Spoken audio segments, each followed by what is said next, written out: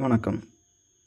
2025 update பண்ண syllabus படி பகுதி ஈல அழகு 1ல் 25 கொஷின் கேட்குறாங்க. இலக்கணத்தில் லகர நகர இந்த வேறுபாடுகள் பற்றி பார்ப்போம்.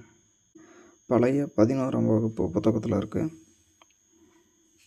இதில் அழகு இது பார்த்திங்கன்னா குண்டலாக வந்துச்சிங்கன்னா அது பறவையினோட மூக்கை குறிக்குது.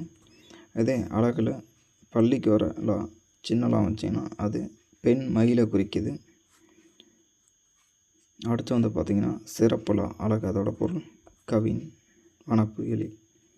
இது ஒரு அழகான ஒரு பொருளையோ குறிக்கிறதுக்கு ஏதோ ஒரு இதை குறிக்கிறதுக்கு பயன்படுது.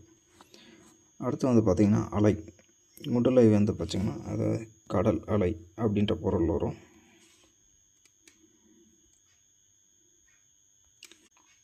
சிறப்புலை அழைத்தல், கூப்பிடு, இந்த மாதிரி பொருள் வரும். சிறப்புலை வந்தால் இது இலைனா, குண்டுலை வந்துச்சிங்கன்னா மரம், செடி, கொடி, அதோட உறுப்பு இலை அதை குறிக்கும்.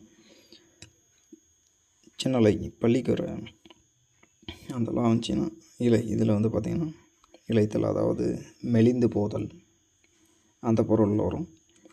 அடுத்து சிறப்புலை வந்துச்சிங்கன்னா அது நூல், அந்த பொருள் வரும்.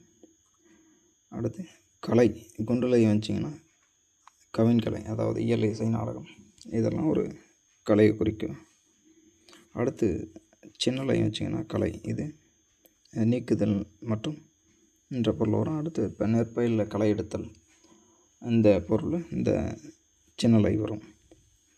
அடுத்து சிறப்புலை கலை, இது பார்த்திங்கன்னா பொருள் மூங்கில்.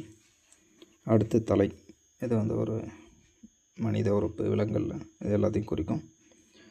அடுத்து பார்த்திங்கன்னா தலை, சின்னலை வந்துச்சின்னா அதோட பொருள் விலங்கு.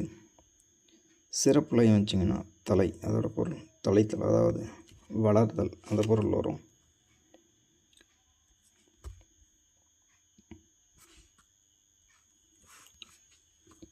அடுத்து வலி, குண்டலி வந்துச்சின்னா வலிமை, வலித்தல், அந்த பொருள் வரும்.